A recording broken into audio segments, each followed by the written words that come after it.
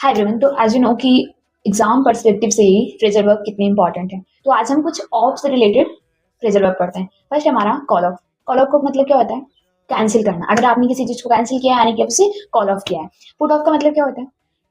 Put off का मतलब होता है पोस्टपोन करना। अगर आपने किसी मीटिंग को पोस्टपोन किया है, इसका मतलब आपने क्या किया है? पुट ऑफ किया है।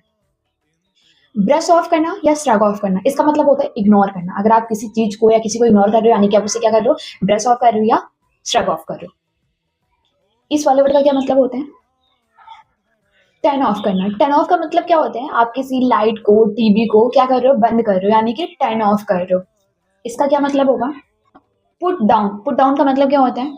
पुट डाउन का मतलब होता है इंसल्ट करना। आप अगर किसी चीज को डाउन कर रहे हो यानी कि आप उससे क्या कर रहे हो?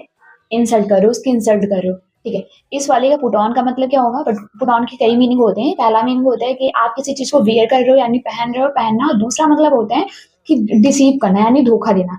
तो आपने देखा होगा जैसे सीरियल में क्या दिखाते हैं, कुछ जो विलेन वगैरह होते हैं पहले बहुत अच्छे अच्छे एकदम फ्रेंडशिप करते हैं, दोस्ती करते हैं, उसके बाद में क्या करते हैं? फिर अपना रूप दिखाते हैं यानी कि उनके दो रूप होते हैं।